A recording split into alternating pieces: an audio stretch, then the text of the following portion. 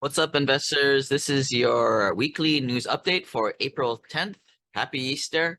We are going to be talking about interest rates, some foreclosures, and what are the top new net migration markets. And we are going to be finishing up with a question about what do I do with my money that I just loaded to my infinite banking. First article here coming from Multi-Housing News. Commercial and multifamily mortgage delinquency rates remain low in the fourth quarter 2022. However, I have started to see some documents of some foreclosures happening from people I know personally of giving loans back to the bank. And I gotta believe that some of these projects are the ones that were underwritten very narrowly. And that is why when things fall, it's the weakest that fall first. So you're starting to see that happen.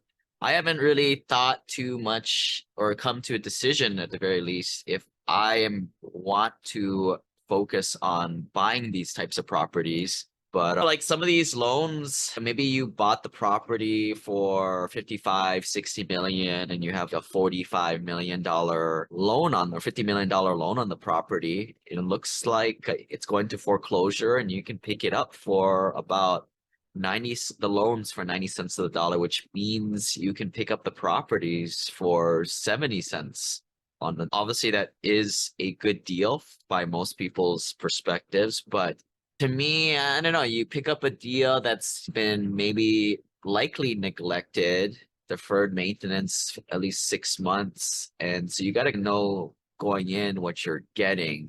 And you don't really have the ability to do that when you're buying it from a bank in a foreclosure process. But I think the important thing to note is that it's happening, and I'm personally scratching my head if I want to capitalize on that opportunity. Realtor.com reports that Freddie Mac mortgage buyers continue to edge down, providing window of opportunity for home buyers. So the Fed is meeting in May at least a couple more times this year. Everybody believes that there's going to be at least one more rate hike. So I don't know if it's going to happen this next month in May, but it'll likely happen again. But what you're starting to see right now, at least for the last several weeks, is interest rates that you're paying on a mortgage or what we would pay for a new project are coming down slightly. So this is creating a little bit of a buying window or selling window, depending how you look at it, if you're the buyer or the seller. And this kind of illustrates, although there is a very closely related link between if the Fed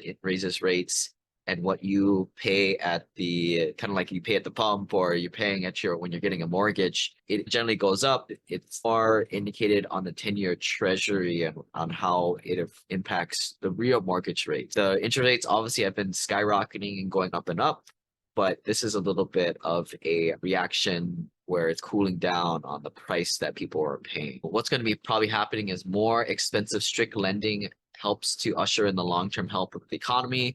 But the downside is that the borrowing for large purchases, including a home purchase, may be relatively more challenging in the short term. What it means, based on the article, potential buyers continue to face elevated mortgage rates and home prices, making buying less accessible than a week ago. However, home prices continue to show signs of softening, a welcome development for buyers, as we were recently in a very hot seller's market. If you guys are interested in joining our free investor club, you can go to simplepassivecashflow.com/club. This is separate from our family office Ohana Mastermind, which we have well over, I think, 105, 110 investors, and that is a paid group. But our investor club, which you can join at simplepassivecashflow.com/club, is free. However, we do urge you to complete that onboarding call there as soon as possible so we can get to know you and you can get to know us. Visual Capitalist came up with this great graphic. It depicted the top 30 banks with the most uninsured deposits. So that's not a good thing.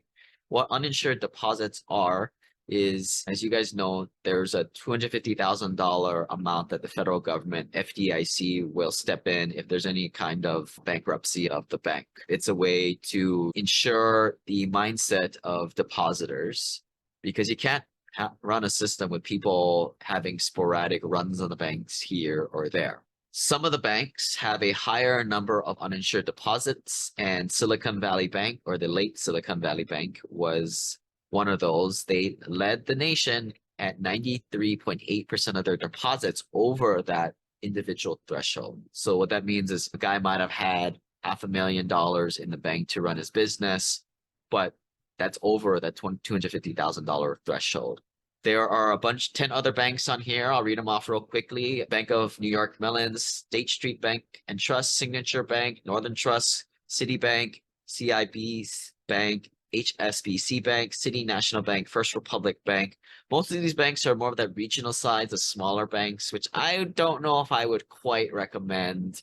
And lately, there's been a bit of consolidation with people going to the big three banks, which are JP Morgan, Chase, Citibank, and Bank of America. The big bank on here to take note, or thing I keyed in on, you look at the total assets, is Citibank. They are probably maybe 10 of these banks in one, if you just combine the regional banks relative to size. So they are a big player, and they're at 73%. Not saying that Citibank is bad or anything like that. It's just how they do business. And one could say that the percent of uninsured deposits could be a leading indicator for something to be on the lookout for. And again, I don't really see Citibank any problems with them coming. If anything, it'd be from the smaller regional banks under $300 billion of assets. If you guys want to check this out on the YouTube channel, you guys can see the whole chart here. And here's the second page of that. See if your bank is on here. The question we get a lot of times is, what bank are we doing for our own banking? And we'll typically go with the top three banks. Mostly Chase. They are the big behemoth. They are the big bank, the biggest bank of all. And as far as security, I think you can't beat them. I'm not too concerned with getting the best rates on our operating budget sitting in their accounts. So that's why I don't really see the need for us to go to a smaller, more riskier regional bank. We also use Bank of America too, and they are also pretty secure. Also, they're at $2,400 billion of assets. But yeah, I think it's probably shook a lot of unsophisticated investors and unsophisticated financially people that there's this perception that banks are risky and they could collapse at any moment. The whole things with the last SVB and First Republic, uninsured deposits was obviously one issue, but it's the investments that they were investing in. And I'll quote it from the Fed and I'll quote it from the news headlines. And my personal belief too is that it wasn't really a systemic issue. It's just banks not doing what they're supposed to do and paying attention to really what their main business is, putting their depositors' money into investments that are safe and not just falling asleep at the wheel, and just in particular buying 10-year treasuries when the 1 to 3 year treasuries yield a better return and are probably better investments in this current environment of hawkish rate increases. I don't want to beat this to death. There's a bit of a summary on what exactly happened with the SVP bankruptcies and some of the other banks. But you guys can read that if you guys want to check that out on the YouTube channel. We'll go into the next headline, which is the U.S. Census Bureau released the 2021-2022 domestic net migration, which is an important thing if you're a real estate investor, because it's essentially what is the net migration of people coming in, takes into account people leaving and people coming. I'll read it in from 1 to 10. The number 1 is Jacksonville, Florida. Number 2, Tampa, Florida. Florida's great. I'm not a big fan of Tampa, Florida, or down south there because of the hurricanes. I'm hearing of some people having trouble to qualify for or getting insurance because a lot of insurance carriers are just not covering that southern part of the state of Florida, and especially Louisiana, Mississippi there. But again, number 3, Austin, Texas. 4, San Antonio, Orlando, Raleigh, Nashville, Dallas, Charlotte, and then Phoenix, Arizona, rounding up the top 10. If you guys want to check out the YouTube channel, and we have a lot of great graphics from here. We also have all the years prior, so you can see how Jacksonville came up to be the top and what markets are the ones falling, such as like Las Vegas was up there back in 2016, 2018. But they're not even on the top 10 at this point for net migration, which is not a good thing. And you're seeing how Austin was the top for the last 3 years and how now it's fallen to number 3. You already released a report on U.S. multifamily rents resume rise after a 5-month pause. So what basically happened after the pandemic in 2021, rents skyrocketed across the board. And that's again where we can call it cause and effect, or maybe there was a correlation between inflation during that period. But right around July last summer, July 2022, you started to see rents cool off and just remain neutral, which typically rents are always raising very slightly, but for it to be flatline how it was for the past, I'll call it out and say, about past year is pretty unprecedented. But you combine that with the fact that there was this rampant rent growth, it makes sense. Rents never really decreased, maybe ever so slightly over the last 6 months, but now it's definitely coming back up as of March 2023. So all is right with the world. We're getting back to, maybe you can call it, the slack coming out of the system. I think you're hearing that theme a lot in many different facets. Again, it's all coming from the pandemic, made everything come to a standstill for about a month, a quarter, whatever you want to call it. Maybe it differs in different sectors of the economy, different industries. But then you had that rampant pent-up demand come in, and then that slack working its way throughout the system. Finishing up the report here with, as we always do, with a little bit of lesson learned, or in this case, a very common question that I get from investors. They've taken our e-course on infinite banking. If you guys want more information on it, you can go to simplepassivecashflow.com/banking. It's a tactic that I would recommend for most people over $1 million net worth as a means to making money in two places, getting a little bit of asset protection on your funds in here, and creating a bit of a cash reserve account that is still making money for you that you can use when you push past the $3, $4, $5 million net worth scale, when you start to get to end game. The question that gets asked is, what kind of investments would you best use for the money that I put in my infinite banking that I take out as a loan? Since when you take a loan from infinite banking, you have to pay interest on that loan. And now, more so than ever, taking a loan from your infinite banking makes so much more sense than taking a loan from your HELOC or getting a refinance on your home. About a year or two ago, it was a no-brainer to get a HELOC or a refinance because your interest rates were like 3%. Now that has more than doubled, and it has gone past the point of most infinite banking loans at around 4 or 5%. So now, as smart investors who are well connected, we always say, what's the best thing at this point? And we have multiple tools. And the whole reason why you have infinite banking is, as things change in the economy or certain interest rates go up in certain areas, now, for example, the infinite banking, taking a loan from there, it becomes the better play to make. About a year ago, 6 months, even maybe as late as 6 months ago, some more sophisticated investors were doing what's called a cash value line of credit. So what that means is maybe they had some money in their infinite banking, their life insurance account, and they went to a third-party bank to assign the collateral to the bank, and the bank gave them a loan on there at a little bit lower rate the insurance carrier were. So the insurance carrier gave them 5% loan to access the capital, and that third-party cash value line of credit, third-party bank would give them, say, 3.5%. So gave them even more of an arbitrage game there. But since then, all those third-party banks, they float with the Fed rate, and therefore those cash value line of credits have gone up quite a bit and are no longer the smart play or the viable source of capital, and becomes just the good old-fashioned take money from your large insurance carrier, take a loan from it there, and pay the 5% there. Luckily, because it's life insurance, it should get that tax-free benefit, which is another reason why we use this particular strategy. But you got to configure it the right way. You got to configure it with low commissions, and that's why we say, we'll be careful of people who create these policies, because that's really all. It's how greedy your life insurance agent is. So that's why we say, price it out. Our team can price it out for you, and we'll probably beat everybody. But it says that you got to understand the strategy. And for those of you guys who are already using the strategy, the question is, what the heck do I use this money for? And the answer is, you can use it for everything. For new investors, what they like to do is they like to offset the debt service.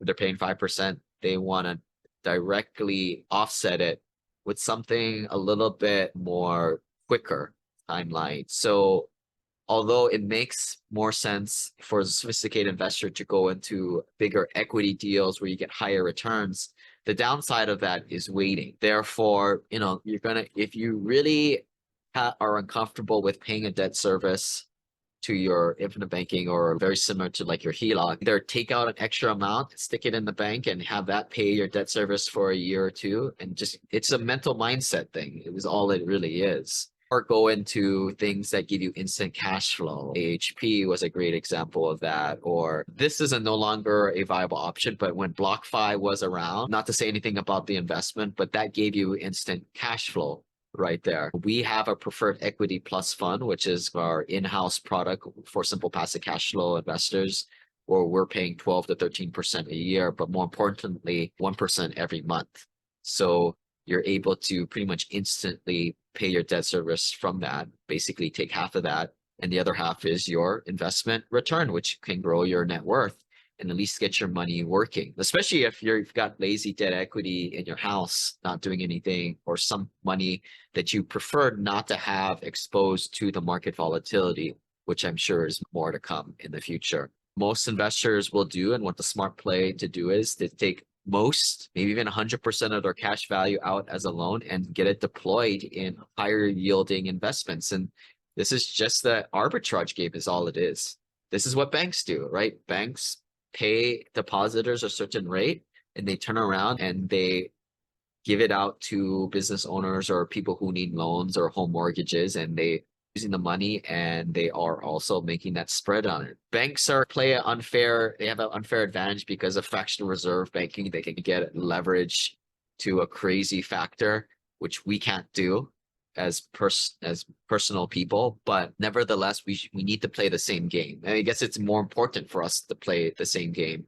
Paying 5% on your money in infinite banking while making 10, 15% elsewhere. It all comes down to the arbitrage. And this is the concept that not a lot of people want to hear, but this financial building is really all about a game of inches. It's not a get rich quick scheme. It's all about slowly incrementally increasing your net worth by making these small incremental arbitrage gains. But the important thing is you're making money. You're not making money for yourself, but your money is making money for you. And let me repeat that. There are two kinds of money that makes money on itself, where you're not doing anything, and there's money that you're making. Most notably is this ordinary income coming from your day job or your 1099 if you have a business. But you need that ordinary income to get the principal and capital. But once you have that principal capital, whether you have 100 grand in your lazy debt equity in your house, or you have equity elsewhere in your retirement accounts, to get that not working to its full potential, you don't need to get 20, 25, 30% plus or higher. But to just get a reliable 10 plus percent is good enough as a starter. And once you get all that lazy equity deployed, now not only will that get you more principal to invest even more, but then you start to look for, okay, what else can I do to improve on the 10 to 15% that I'm getting in this current investment? For what I see, most people have a lot of low-hanging fruit. That's why we say book that onboarding call, join the club, and we can take a look at your personal situation and I'll tell you exactly where it is. That's your low, lazy debt equity. I think the last call I had, I was talking to an investor and they had money three places. Their primary residence, they had one rental property, and they had a bunch of money that they had just sitting in their stock market account, their IRA, that they weren't quite thrilled of. And I'm a man of analogies and to try and keep things fun and at least entertaining for myself. And I was like, let's 3 children, right? As much as you key in on the stock market or the money in the rentals, that problem child that you have that you focus on too much. Really it's the problem child you need to be focusing on is that quiet one, which in this case, in this analogy, is that home equity that was at least the focus of this investor. But that's where we focus and we have a conversation, and I'm not just trying to push down my dogma on why this is the certain way, but I explain my reasoning, and typically people see the benefits and like the reasons why they want to get their money working in their house first, as opposed to take the money out of stock market or their existing rental properties that's making money there. people do with it, I step back from there and that's their problem. But at least I think my job is to refocus the where it should be, because most people's problems that I see is they're just it's a lack of a network. Most people don't have any sophisticated credit investors within their peer network. Therefore, teachings, the mindsets, the strategies are that of other low net worth, lay financially minded people that I would never take financial advice from. It's like, why would you take financial advice from Gary, who's 60 something years old, and telling you that you should not keep working so you can get more in Social Security? That's absolutely the worst financial advice I've heard, but that's very prevalent out there. And that's the golden rule. Never take financial advice from people who are not financially free. Not saying take it from me, take it from some of the people that we have coming to our events, which are not paid speakers, but other people within our community. The next event that we do have coming up is going to be in San Diego in June. I think that third weekend in June 23rd to 25th. Get on the email list at simplepassivecashflow.com/club, and you'll get that announcement as soon as it comes up, which will probably be coming up here in about a month. So if you guys haven't seen any email announcement or landing page announcing the San Diego event in a month, please shoot us an email come mid-May and we'll get you details on that. But with that, thanks guys for listening, and we will see you guys next week. Bye.